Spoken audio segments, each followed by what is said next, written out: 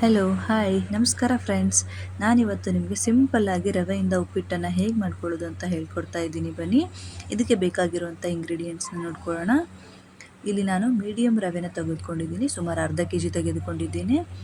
ಇಲ್ಲಿ ನಾನು ಟೊಮೆಟೊ ತೆಗೆದುಕೊಂಡು 1 ಕಪ್ ಈರುಳ್ಳಿ, ಅರ್ಧ ಕಪ್ ಕಡಲೆ ಬೀಜ, ಒಗ್ಗರಣೆಗೆ ಕರಿಬೇವು, ಸಾಸಿವೆ, ಜೀರಿಗೆ, ಕಡಲೆಬೇಳೆ ಮತ್ತು ಉದ್ದಿನಬೇಳೆ, ಸ್ವಲ್ಪ ಕೊತ್ತಂಬರಿ ಸೊಪ್ಪು, ಅರ್ಧ ಲಿಂಬೆಹಣ್ಣು, ಹಸಿಮೆಣಸಿನ್ಕಾಯಿ, ಅರಿಶಿನ, ರುಚಿಗೆ ತಕ್ಕಷ್ಟು ಉಪ್ಪು, ಒಗ್ಗರಣೆಗೆ ಎಣ್ಣೆ. ನೋಡ್ಕೊಳ್ಳೋಣ ಬನ್ನಿ ಹೇಗೆ ಮಾಡೋದು ಅಂತ. ನಾನಿಲ್ಲಿ ಒಂದು ದಪ್ಪ ತಳದ ಪಾತ್ರೆನ ಇಟ್ಕೊಂಡಿದ್ದೀನಿ. ಅದಕ್ಕೆ 2 ಸ್ಪೂನ್ ಎಣ್ಣೆ ಹಾಕ್ಕೊಳ್ತೇನೆ. ಎಣ್ಣೆ ಕಾಯ್ದ ಮೇಲೆ ನಾನು ತೆಗೆದುಕೊಂಡಿರುವಂತಹ ರವೆನ ಸೇರಿಸ್ತಾ ಇದ್ದೀನಿ. ನಾನಿಲ್ಲಿ ಸುಮಾರು ಅರ್ಧ ಕೆಜಿ ರವೆನ ತೆಗೆದುಕೊಂಡಿದ್ದೀನಿ. ರವೆ ಮತ್ತು ಎಣ್ಣೆ ಎರಡು ಸೇರಿಸಿ ಮಿಕ್ಸ್ ಮಾಡಿಕೊಂಡು ಚೆನ್ನಾಗಿ ಗೋಲ್ಡನ್ ಬ್ರೌನ್ ಬರೋವರೆಗೂ ಸ್ವಲ್ಪ ಹುರಿದ್ಕೊಳ್ಬೇಕು. ಗಮನದಲ್ಲಿ ನೀಡಿ, ಯಾವುದೇ ಕಾರಣಕ್ಕೂ ರವೆ ಸೀದೋಗಬಾರ್ದು. ಇದನ್ನು ನಾನಿವಾಗ ಒಂದು ಪಾತ್ರೆಗೆ ತೆಗೆದುಕೊಳ್ತಾ ಇದ್ದೀನಿ. ಅದೇ ಪಾತ್ರೆಗೆ ನಾನಿವಾಗ ಒಗ್ಗರಣೆಯನ್ನು ಕೊಡ್ತೇನೆ. ಒಗ್ಗರಣೆಗೆ ಎಣ್ಣೆ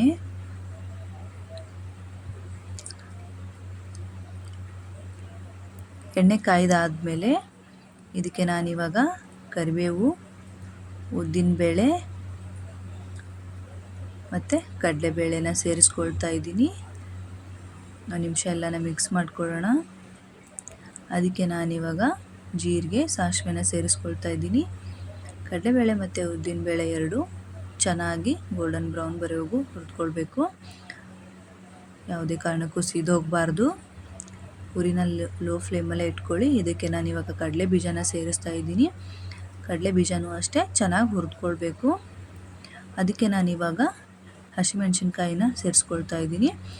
ಹಸಿಮೆಣಸಿನ್ಕಾಯಿ ನಾನು ಉದ್ದದ್ದಕ್ಕೆ ಹೆರ್ಚ್ಕೊಂಡಿದ್ದೀನಿ. ಬಿಕಾಸ್ ನಮ್ಮ ಮನೆಯಲ್ಲಿ ಚಿಕ್ಕ ಮಕ್ಕಳಿರೋದ್ರಿಂದ ತೆಗೆದು ತಿನ್ನೋದಕ್ಕೆ ಅನುಕೂಲ ಆಗಲಿ ಅಂತ ಉದ್ದುದ್ದ ಹೆರ್ಚ್ಕೊಂಡಿದ್ದೀನಿ. ಅದಕ್ಕೆ ನಾನಿವಾಗ 1 ಕಪ್ ಕಟ್ ಮಾಡಿರುವಂಥ ಈರುಳ್ಳಿನ ಸೇರಿಸ್ತಾ ಇದ್ದೀನಿ. ಈರುಳ್ಳಿನ ಸೇರಿಸ್ಬಿಟ್ಟು ಚೆನ್ನಾಗಿ ಮಿಕ್ಸ್ ಮಾಡ್ಕೊಳ್ಳೋಣ.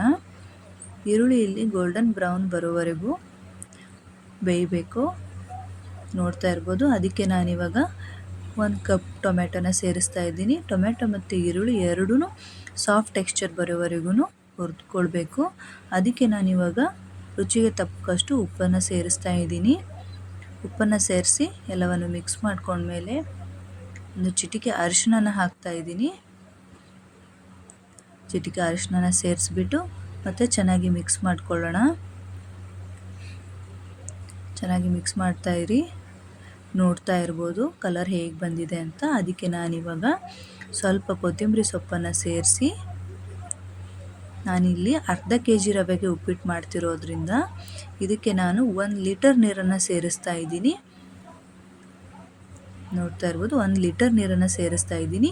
ಇವಾಗ ನಾನು ಇದನ್ನು ಚೆನ್ನಾಗಿ ಮಿಕ್ಸ್ ಮಾಡಿಬಿಟ್ಟು ಮೇಲೆ ಒಂದು ಲಿಡ್ನ ಕ್ಲೋಸ್ ಮಾಡಿ ನೀರು ಕುದಿ ಬರೋವರೆಗೂ ಕಾಯಿಸ್ಕೊಂಡ್ಬಿಟ್ಟು ನೋಡ್ತಾ ಇರಿ. ನೀರು ಕುದೀತಾ ಇದೆ. ನೀರು ಕುದಿ ಬಂದ ಕೂಡಲೇ ಇದಕ್ಕೆ ನಾವು ಹುರಿದಿಟ್ಕೊಂಡಿದ್ವಲ್ಲ ಆ ರವೆನ ಸೇರಿಸ್ಕೊಳ್ಬೇಕು.